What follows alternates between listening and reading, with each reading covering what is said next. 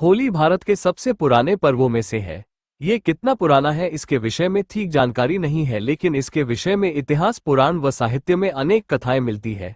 इस कथाओं पर आधारित साहित्य और फिल्मों में अनेक दृष्टिकोणों से बहुत कुछ कहने के प्रयत्न किए गए हैं, लेकिन हर कथा में एक समानता है कि असत्य पर सत्य की विजय और दुराचार पर सदाचार की विजय और विजय को उत्सव मनाने की बात कही गई है। आज हम इस पे 5 इतिहास पुराण की कहानी सुनाएंगे। नंबर 1, राधा और कृष्ण की कथा। होली का त्योहार राधा और कृष्ण की पावन प्रेम कहानी से भी जुड़ा हुआ है। वसंत के सुंदर मौसम में एक दूसरे पर रंग डालना उनकी लीला का एक अंग माना गया है। मथुरा और वृंदावन की होली राधा और कृष्ण के इसी रंग में डूबी हुई होती है। बरसाने और नंदगांव की लठमार होली तो प्रसिद्ध है ही, देश विदेश में श्री कृष्ण के अन्य स्थलों पर भी होली की परंपरा है। ये भी माना गया है कि भक्ति में डूबे जिज्ञासुओं का रंग बाह्य रंगों से नहीं खेला जाता, रंग खेला जाता है भगवान नाम का। रंग खेला जाता है सद्भावना बढ़ाने के लिए। रंग होता है प्रेम का, रंग होता है भाव का, भक्ति का, विश्वास का।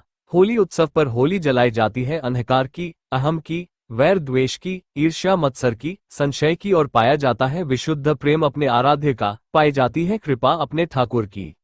नंबर 2, शिव पार्वती और कामदेव की कथा। शिव और पार्वती से संबंधित एक कथा के अनुसार हिमालय पुत्री पार्वती चाहती थी कि उनका विवाह भगवान शिव से हो जाए, पर शिवजी अपनी तपस्या में लीन थे।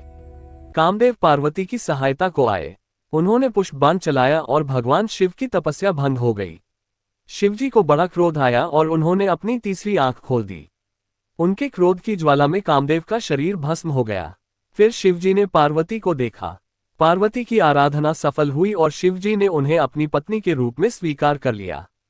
इस कथा के आधार पर होली की आग में वासनात्मक आकर्षण को प्रतीकात्मक रूप से जलाकर सच्चे प्रेम की विजय का उत्सव मनाया जाता है। एक अन्य कथा के अनुसार कामदेव के भस्म हो जाने पर उनकी पत्नी रति ने विलाप किया और हे शंकर प्रभु, भगवान से कामदेव को मेरे जीवित प्रेम करने को की गुहार लौटा की। दो। ईश्वर प्रसन्न हुए और उन्होंने कामदेव को पुनर्जीवित कर दिया। ये दिन होली का दिन होता है। आज भी रति के विलाप को लोक संगीत के रूप में गाया जाता है और चंदन की लकड़ी को अग्निदान किया जाता है ताकि कामदेव को भस्म होने में पीड़ा न हो। साथ ही बाद में कामदेव के जीवित होने की खुशी में रंगों का त्योहार मनाया जाता है। नंबर 3, प्रहलाद और होलिका की कथा। होली का त्योहार प्रहलाद और होलिका की कथा से भी जुड़ा हुआ है। विष्णु पुराण की एक कथा के अनुसार प्रहलाद के पिता दैत्यराज हिरण्यकश्यप ने तपस्या कर देवताओं से यह वरदान प्राप्त कर लिया कि वह न तो पृथ्वी पर मरेगा, न आकाश में, न दिन में मरेगा, न रात में, न घर में मरेगा, न बाहर, न अस्त्र से मरेगा, न शस्त्र से, न मानव से मारेगा, न पशु से। इस वरदान को प्राप्त करने के बाद वह स्वयं को अमर समझकर नास्तिक और निरंकुश हो गया।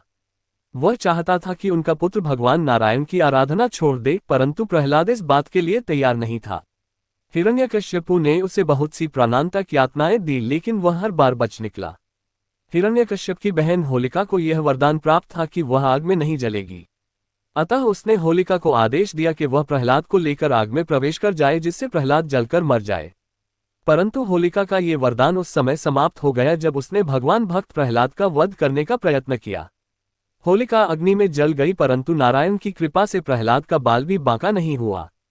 इस घटना की याद में लोग होलिका जलाते हैं और उसके अंत की खुशी में होली का पर्व मनाते हैं। नंबर 4, कंस और पूतना की कथा। कंस ने मथुरा के राजा वसुदेव से उनका राज्य छीनकर अपने अधीन कर लिया, स्वयं शासक बनकर अत्याचार करने लगा। एक भविष्यवाणी द्वारा उसे पता चला कि वसुदेव और देवकी का 8वां पुत्र उसके विनाश का कारण होगा। ये जानकर कंस व्याकुल हो उठा और उसने वसुदेव तथा देवकी को कारागार में डाल दिया। कारागार में जन्म लेने वाले देवकी के 7 पुत्रों को कंस ने मौत के घाट उतार दिया। 8वें पुत्र के रूप में कृष्ण का जन्म हुआ और उनके प्रताप से कारागार के द्वार खुल गए।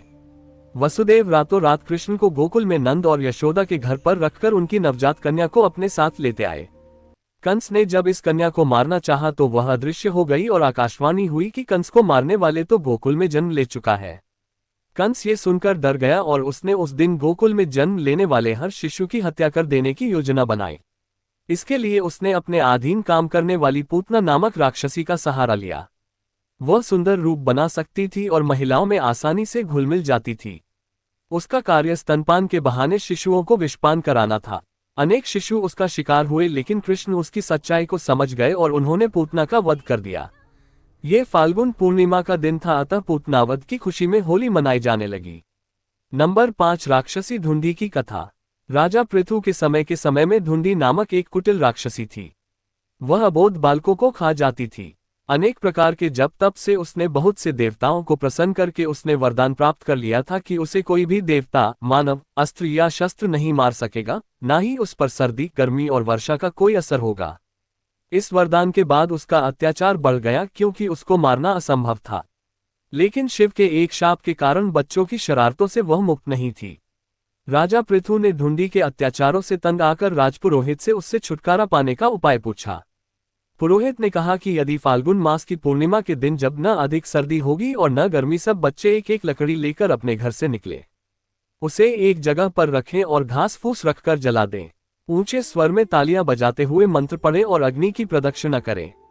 जोर जोर से हंसें, गाएं, चिल्लाएं और शोर करें, तो राक्षसी मर जाएगी। पुरोहित की सलाह का पालन किया गया और जब ढूंढी इतने सारे बच्चों को देखकर अग्नि के समीप आई तो बच्चों ने एक समूह बनाकर नगाड़े बजाते हुए ढूंढी को घेरा, धूल और कीचड़ फेंकते हुए उसको शोरगुल करते हुए नगर के बाहर खदेड़ दिया। कहते हैं कि इसी परंपरा का पालन करते हुए आज भी होली पर बच्चे शोरगुल और गाना बजाना करते हैं।